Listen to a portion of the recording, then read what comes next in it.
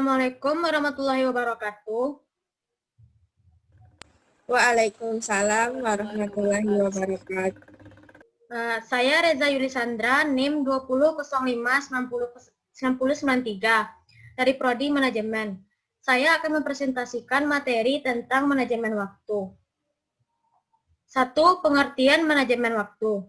Manajemen waktu adalah kemampuan merencanakan, mengorganisasikan, dan mengatur waktu untuk melakukan kegiatan demi mencapai tujuan. Ciri manajemen waktu yang tidak baik: 1. Sering lewat tenggang waktu. 2. Kerja lembur. 3. Stres karena kurang waktu. 4. Melompat dari satu hal ke hal lain. 5. Kurang arah dan tujuan. Ciri manajemen waktu yang baik: 1. Tinjau kembali kualitas kerja dan sesuai tenggang waktu. 2. Rendahnya tingkat stres dan dapat menguasai perasaan. 3. Mengisi waktu dengan hal yang penting. 4. Tercapai keseimbangan kerja dan hidup. Serta 5. Tujuan ke arah yang lebih bermakna. 2. Menghargai waktu. Waktu sangat berharga karena beberapa hal, yaitu waktu tidak dapat dibeli. Memang waktu tidak dapat dibeli, bahkan orang terkaya sekalipun, sumber daya terbaik Anda adalah waktu Anda. Waktu menjadi sumber daya yang sangat berharga karena kita hanya menggunakannya dengan baik agar waktu yang berharga tidak terbuang sia-sia. Kedua, waktu tidak dapat diulang. Serta yang ketiga, waktu tidak bisa di-stop, diperlambat, atau dipercepat. Semua orang diberikan waktu yang terus berjalan. Tidak ada yang bisa menghentikannya. Perjalanan waktu menjadi hal yang sangat berharga. 3. Yaitu menentukan prioritas.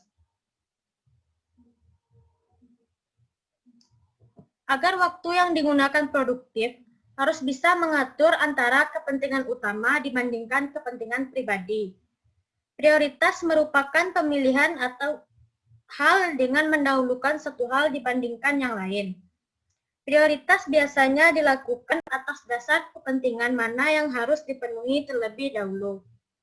Prioritas sangat penting dilakukan karena kerja keras kita dalam bekerja akan mendapatkan hasil sesuai dengan tujuan. Dan jika tidak menentukan prioritas kerja, maka akan mengorbankan hal lain karena tidak memandang strategis yang dicapai lebih dulu. Dalam menentukan prioritas, ada beberapa teknik yang harus dilakukan. Yang pertama yaitu menentukan tujuan. Ketika Anda tahu kemana akan pergi, dapat diketahui apa yang perlu sesuai dengan urutannya. Selanjutnya, tetapkan tujuan yang tepat agar waktu dapat digunakan dengan semestinya. Yang kedua yaitu menyusun skala prioritas. Penggolongan aktivitas kepada golongan tertentu, misalnya penting, amat perlu, amat utama, sangat berharga, dan sangat berguna. Penggolongan ini dimungkinkan dapat memudahkan seseorang dalam mengambil prioritas mana yang ingin dikerjakan. Contoh skala prioritas yang mesti dilakukan. Keempat yaitu mengatasi penundaan. Menunda sering diartikan sebagai mengulur-ulur waktu. Seharusnya dilakukan sekarang kemudian ditunda tanpa ada alasan urgen ke waktu yang lain. Penyebab penundaan. Yang pertama yaitu kemalasan. Kemalasan sering sekali terjadi karena faktor kebiasaan. Dan kemalasan akan berdampak kepada penyelesaian tugas sendiri. Yang kedua, tidak berpengalaman dalam menangani suatu tugas. 3. Tugas yang tidak menyenangkan. Tugas yang tidak kita minati seringkali menjadi penghambat. Keempat, takut gagal. Dan 5, menunggu lebih banyak informasi. Dampak dari penundaan tersebut yaitu tentunya akan membuat mengalami prokrastinasi. Prokrastinasi adalah menunda pekerjaan yang penting dengan pekerjaan tidak penting sehingga pekerjaan penting menjadi tertunda.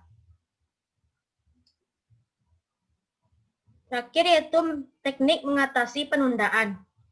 Mengatasi penundaan tentunya akan ada banyak hal yang harus dilakukan. Salah satunya adalah dengan membuat jadwal kerja dan menentukan batas waktunya. Dengan adanya batasan waktu, seseorang akan dapat merencanakan tujuan mereka dan bisa melakukan efisiensi waktu sesuai target yang ditentukan. Kemudian, jika sudah membuat target kerja, kita harus mengevaluasi pekerjaan kita sebelumnya, sehingga waktu yang digunakan selanjutnya dapat terukur dan efisien.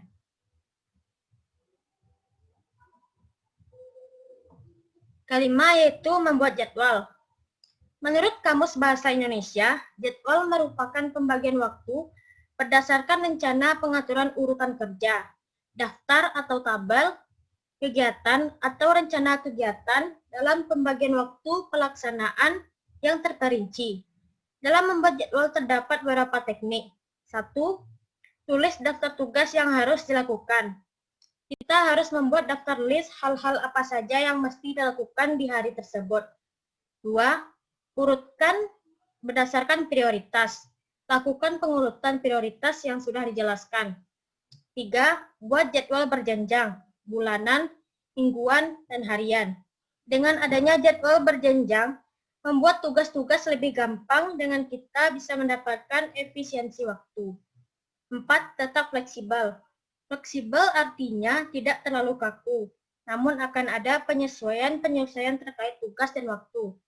5. Tinjau kembali setelah tugas, sebagai bahan evaluasi dari tugas yang dikerjakan. Sekian presentasi dari saya. Apakah teman-teman ada yang ingin bertanya?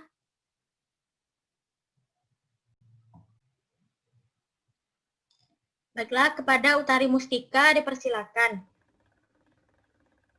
Baiklah, saya ingin bertanya kepada Risa. Sebagai mahasiswa, bagaimana cara kita memanajemen waktu di tengah sibuknya kegiatan perkuliahan? Terima kasih. Terima kasih kepada Utari Mustika.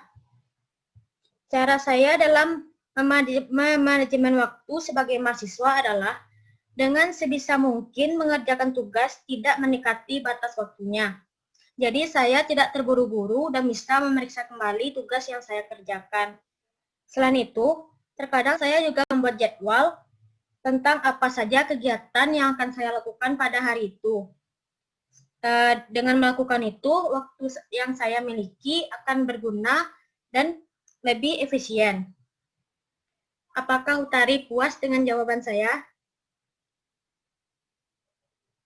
Puas, terima kasih. Apakah teman-teman ada yang ingin bertanya lagi?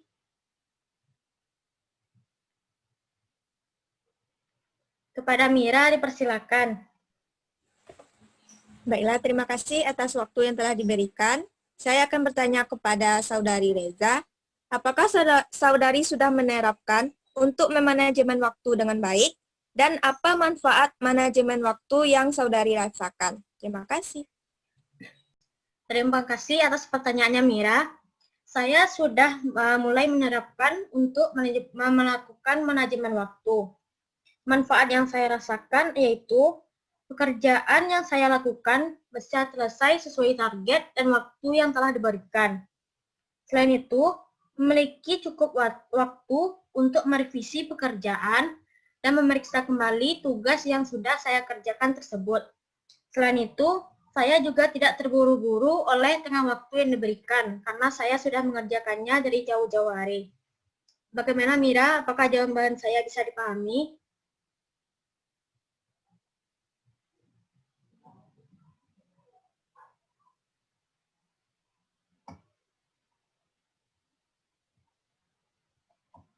Baiklah, terima kasih.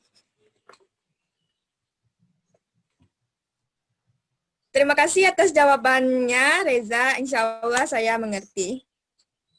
Baiklah, sekian dari presentasi saya. Apabila ada kata-kata yang salah, mohon dimaafkan. Assalamualaikum warahmatullahi wabarakatuh.